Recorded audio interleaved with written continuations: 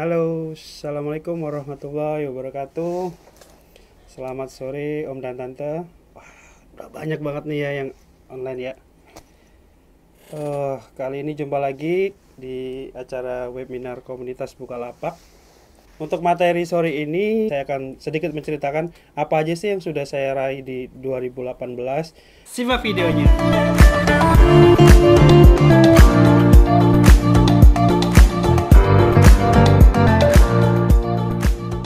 Dan apa saja yang sudah saya kerjakan pada tahun 2018 guna meningkatkan peningkatan transaksi penjualan seperti itu. Pada 2018 kemarin dari lapak saya pribadi ada sedikit peningkatan. Ya mungkin bisa kurang lebih 2 kali lipat. Jadi apa saja yang saya kerjakan di 2018? Yang pertama adalah satu, pentingnya memperbaiki manajemen keuangan. Nah, di situ. Kedua, poin yang penting adalah menambah jumlah SKU atau varian produk, atau kalau kita sebagai pelaku biasanya kenal iklan produk seperti itu ya. Dan yang ketiga adalah memanfaatkan fitur-fitur yang tersedia di Bukalapak seperti premium akun, push dan promote push. Nanti kita juga akan bahas di situ. Keempat, nah ini yang juga poin pentingnya adalah menjalin kerjasama dengan beberapa ekspedisi pengiriman, karena ini nanti efeknya akan ke cash flow juga. Kelima adalah menambah jumlah staf karyawan, itu yang saya lakukan pada 2018 kemarin. Yang terakhir, yang penting adalah tetap ikut rajin kopdar dan di aktivitas di komunitas, karena dengan adanya kopdar atau kegiatan-kegiatan di komunitas itu sebenarnya menambah wawasan, menambah ilmu, menambah skill juga itu, karena kita bertemu dengan beberapa orang, bertemu dengan beberapa pelapak yang mungkin mereka lebih mumpuni, punya tips dan trik yang lebih jago dari kita. Nah, di situ fungsinya untuk rajin di kopdar atau aktif di komunitas, bisa di WhatsApp atau di Telegram. Ada buka forum juga, di situ saya juga sering baca-baca juga, karena tiap hari banyak beberapa pelapak yang menginspirasikan tulisannya mereka, tips dan triknya mereka curahkan di forum Bukalapak. Jadi yang pertama adalah, yang paling penting dalam bisnis ini adalah manajemen keuangan. Jadi saya banyak belajar mengelola finance, yang terutama adalah mengelola keuangan. Jadi tiap hari itu saya bisa merekap income, pendapatan per hari, terus pengeluaran operasional per hari, dan saya juga terlalu ngitung profit per hari, yang akhirnya nanti itu sebagai langkah ke depannya. Karena kalau dari cash flow-nya aja kita nggak bisa ngatur, pasti nanti ke depannya akan kacau. Nah, pentingnya cash flow ini adalah keluar masuknya uang ini adalah untuk mengatur nanti efeknya ke stok penjualan, nanti rencana ke depan Om dan Tante ini akan apa jika ada profit lebih. Ya, dari profit lebih ini nanti kita akan mengacu, oh ya kira-kira saya akan memperluas usaha saya dengan mungkin menambah varian-varian produk yang sebelumnya tidak dijual. Nanti pun di operasional itu penekanannya gimana, mungkin dari secara packing, gaji karyawan, seperti itu. Jadi yang paling pertama saya benahi di 2018 kemarin adalah cash flow, lebih ke manajemen keuangan. Jadi saya benar-benar mengatur keluar masuknya uang per harinya untuk profitnya. Apakah tiap hari ini profit atau tidak, hari ini loss atau tidak, di situ. Jadi manajemen keuangan ini paling penting. Kedua, setelah manajemen keuangan, saya dari kegiatan kopdar atau bertemu dengan teman-teman pelapak, yang sering saya jumpai adalah rata-rata pedagang besar itu mereka mempunyai jumlah SKU yang banyak. Jadi kalau Om dan Tante bisa lihat lapaknya, mungkin lihat pelapak yang feedbacknya dia bisa 40.000 atau 50.000, coba scroll produknya, itu nggak mungkin sampai habis-habis. Karena dari situ saya belajar, oh ternyata dengan varian atau stok produk yang banyak, kemungkinan untuk mendapatkan transaksi itu cukup besar. Misalnya SKU-nya 100, SKU saya 100, SKU yang besar ini bisa sampai 400. Jadi kemungkinan misalnya hari ini yang kejual produk A sampai I. Nah, besoknya produk I sampai J, dan dia tidak akan habis dan akan berputar terus karena kebutuhan buyer ini berubah-berubah. Jadi semakin banyak SKU atau iklan yang Om dan Tante pasang, itu kemungkinan besar mendapatkan transaksi cukup besar. Jadi saya banyak belajar, kalau bisa saya tiap 3 hari sekali atau 1 minggu sekali itu ada penambahan 2 atau 3 SKU produk, dan memang hasilnya cukup memuaskan karena saya seperti yang saya bilang bahwa sebenarnya barang itu yang kita jual semua laku ya, kalau nggak dijual itu nggak laku. Nah, itu saya benar-benar menekankan bahwa setiap saya upload produk sampai saya punya target sendiri, setelah upload produk kemarin target yang terpenuhi itu 2 jam itu sudah laku produk tersebut. Jadi di situ saya belajar bahwa memang varian atau stok produk untuk iklan itu memang harus banyak. Nah, nanti dengan berkomunitas juga Om dan Tante bisa nih jualin dari pelapak A, dari pelapak B. Misalnya memang saya terbatas dengan dana, saya terbatas dengan modal. Ya udah, tidak harus stok terlalu banyak. Mungkin bisa menjualkan produksi A, produksi B. Nah, itulah gunanya berkomunitas. Saya juga awalnya seperti itu. Produk saya cuma mungkin ada 10 SKU. Tapi kenal dengan si A. Si A menawarkan, Om bantuin yuk jualin produk ini. Terus si B juga, Om gue punya barang ini banyak banget, ayo kita jual. Nah, itu fungsinya berkomunitas. Dari situ saya belajar bahwa, oh iya, akhirnya saya upload produknya, yaitu mulai 2017 itu rata-rata transaksi maksimal itu per hari paling 50. Itu dengan 100 SKU. Sekarang SKU saya sudah hampir 250 SKU. Ya rata-rata minimal sehari itu di atas 100 untuk transaksinya. Jadi memang saya merasakan banget di 2018 itu dengan penambahan jumlah SKU atau iklan produk itu transaksi ikut meningkat seperti itu. Yang ketiga ya adalah saya memanfaatkan fitur-fitur yang ada di Bukalapak. Pertama, mungkin Om dan Tante sudah pada paham untuk apa sih yang namanya premium akun, push, promote push. Efeknya luar biasa banget. Jadi peningkat, kalau nggak salah Desember kemarin transaksi saya itu totalnya sekitar 3 ribuan. Jadi fitur-fitur yang saya pakai itu tadi push, promote push. Pagi cuma masang promote push 100.000, saya tinggal udah. Siang biasanya sih udah di atas 50 transaksi. Nanti tinggal ditambahin push-push aja sih seperti itu. Oke, jadi memang kerasa di 2018 itu memang fitur-fitur yang Bukalapak itu membantu. Karena saya pernah nyoba, sehari nggak usah pakai, karena ngerasa misalnya kita sudah ada di recommended seller nih, pasti orang udah tahu lah pelapak ini recommended.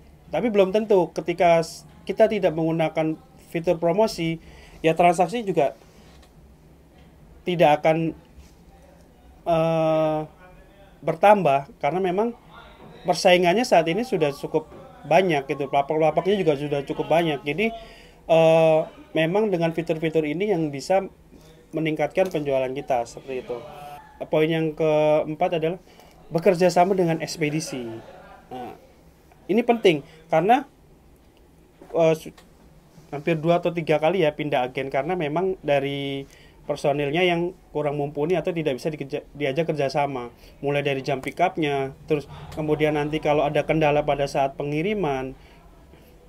Untungnya untuk saat ini ekspedisi yang bekerja sama dengan kami orangnya enak-enak gitu loh. Jadi ketika ada kendala kita cukup WhatsApp aja itu bisa langsung selesai. Misalnya transaksi ini bermasalah, nomor IC ini bermasalah, mereka langsung kerja cepat, dan itu juga efeknya ke lapak, performa lapak kita juga, dan perputaran cash flow karena semakin cepat barang yang kita kirim, semakin cepat perputaran uang kita juga berputar seperti itu. Salah satunya nanti kita bakal uber cashbacknya. Nah biasanya cashback yang saya dapat dari ekspedisi saya alihkan untuk budget promosi, yaitu tadi mungkin buat beli push, promote push, ada juga misalnya kalau lebih bisa sampai untuk membayar karyawan, gaji karyawan. Jadi memang pentingnya Om dan Tante bekerja sama dengan ekspedisi. Karena semakin banyak transaksi Om dan Tante, jika Om dan Tante tidak bisa bekerja sama dengan ekspedisi, misalnya ekspedisi tersebut maunya cash, meskipun sekarang sudah ada cashless ya, misalnya kayak JNT resi otomatis, itu cukup membantu sih sebenarnya. karena kita tidak usah pusing ngurusin masalah ongkos kirim. Tapi ada beberapa ekspedisi yang memang mereka belum menggunakan cashless. Nah, di situ jika Om dan Tante tidak bekerja sama dengan mereka, misalnya transaksi hari ini ada 400 500 dan besok harus bayar cash, sedangkan harus belanja barang lagi, harus beli produk lagi, itu cukup pusing. Jadi keuntungan bekerja sama dengan beberapa ekspedisi ini banyak. Misalnya kita bisa minta, oh saya bayarnya mingguan aja, misalnya untuk bayar ekspedisinya, pengiriman, atau enggak nanti kita nego juga nih, cashback yang kita dapat dari ekspedisi ini berapa kira-kira. Nanti ya budget tersebut bisa kita alihkan banyak hal, mungkin ya dari untuk promosi atau untuk bayar karyawan, seperti itu. Itu ya pentingnya untuk bekerja sama dengan ekspedisi. Oke, setelah itu 2017 itu saya cuma bertiga, satu karyawan, saya sendiri dan istri. Itu transaksi nggak bakal naik di atas 50. Karena apa? Semua saya kerjakan sendiri. Mulai dari promosi, belanja barang, packing pun sampai saya kerjakan. Nah, kenapa transaksi tidak bisa meningkat? Karena waktu saya untuk mencari transaksi kepotong untuk packing, kepotong untuk belanja barang, seperti itu. Jadi saya coba, oke, kita harus tambah lagi. Waktu itu saya nambah satu lagi karyawan, berempat akhirnya. Memang hasilnya memang benar-benar berubah, yaitu tadi transaksi yang notabene nya 50, 60, 60 sekarang bisa naik, bisa sampai 80, 90 transaksi per hari. Karena prinsip saya, semakin cepat barang itu dikirim, semakin cepat cash flow itu akan berputar gitu, dan dana kita juga akan cepat cairnya, seperti itu. Jadi saya fokus untuk cari transaksi, satu karyawan untuk admin, dia bagian proses pesanan, print, input resi, dua karyawan untuk packing, satu karyawan untuk dia bagian kontrol ya, quality control. Jadi semua barang saya sebelum dikirim memang ada kontrol. Itu makanya kenapa saya berani jual harga mahal, karena saya membayar orang untuk kontrol semua produk yang mau saya kirim. Itu sih kelebihannya di situ. Jadi memang peran untuk menambah karyawan itu sangat penting. Jadi ketika Om dan Tante ingin upgrade, mendapatkan misalnya kalau biasanya 50 transaksi pengen dapatkan 100 transaksi, memang harus dibagi dengan tim. Nah, itulah fungsinya tim, supaya tugas yang harusnya semua diambil alih bisa dibagi-bagi. Memang secara awalnya saya berpikir secara profit, nanti akan berubah. Ternyata tidak. Dengan semakin banyak karyawan, profit alhamdulillah terus bertambah seperti itu. Nah, kemudian yang poin terakhir adalah berkomunitas. Nah, biasanya kalau saya jenuh itu ya, tiap hari, karena memang saya di komunitas Jakarta juga ada grup WhatsApp, kita juga ada grup Telegram. Nah, di situ kita membahas apapun di situ, yang kira-kira untuk menambah wawasan, menambah pengetahuan, bukan sekedar untuk penjualan aja, tapi banyak motivasi dan lain-lain, seperti itu. Jadi kadang-kadang kita juga kita kopdar tiap bulan. Di situ kita sharing, bercerita, apa sih kendalamu, apa sih masalahmu. Terus kemudian ada beberapa teman-teman pelapak juga yang mereka bersedia sharing. Oh, ternyata ini loh tips yang lagi jitu hari ini. Oh, ini loh produk yang lagi laku saat ini. Nah, dari berkomunitas itu saya juga punya gambaran. Biasanya untuk pelapak-pelapak yang awam bingung, kira-kira saya jualan apa ya? Apa yang harus saya lakukan? Nah, dengan berkomunitas itu kita jadi kebuka nih pikirannya. Oh ya, ternyata dia jualan ini laku. Ada satu pelapak yang jualan empek-empek, ada yang jualan sampai jualan jengkol pun laku. Kita jadi, iya ya, hal yang nggak pernah kita pikirkan ternyata ketika dijual itu bisa laku. Nah, dengan adanya berkomunitas itu jadi kita terbuka nih. Oh, kira-kira nanti saya akan menjual ini. Oh, kira-kira saya akan melakukan ini. Oh, kira-kira hal ini yang akan saya jalani, seperti itu. Oke, untuk barang-barang yang tren 2019 ini, saya itu bukan mencari tren produk untuk 2019, tapi saya berusaha menciptakan tren produk tersebut. Jadi kalau bisa gunakan insting, feeling Om dan Tante, kira-kira produk ini lucu, oh produk ini menarik, oh produk ini memang kayaknya dibutuhkan. Jadi kita bukan mencari produk yang hanya tren pada saat itu aja, tapi cobalah berpikir cari produk yang dibutuhkan. Kira-kira produk ini memang lagi dicari karena dibutuhkan oleh banyak orang, atau enggak barang ini unik. Barang ini unik, memang kegunaannya eh, banyak manfaatnya, misalnya seperti itu. Atau enggak produk itu yang nggak bisa, kalau yang produk-produk saya jual itu produk-produk yang trennya nggak akan bisa berganti, cuma mungkin model-modelnya saja ya. Seperti kalau di Bukalapak itu memang yang paling sering dicari adalah produk-produk misalnya rumah tangga, sekitar home stuff itu, personal care itu juga banyak banget. Kemudian hobi, outdoor, otomotif itu aksesoris sepeda motor, mobil, itu bener-bener cukup dominan. Apalagi ada lagi juga aksesoris handphone dan komputer. Kalau Om dan Tante bisa lihat di banner Bukalapak halaman paling depan yang keluar kategori-kategori itu. Nah, Om dan Tante bisa cari produk-produk yang semacam itu. Di situ di depan kan ada kelihatan rumah tangga, personal care, hobi dan koleksi, outdoor, aksesoris handphone dan komputer. Kategori-kategori tersebut yang memang banyak diminati oleh pembeli gitu. Jadi kalau kira-kira mau cari gambarannya ya dari poin-poin kategori yang saya sebutkan tadi itu. Oke, jadi itu beberapa poin-poin yang saya sebutkan tadi. Mungkin kita akan lebih ke tanya jawab ya.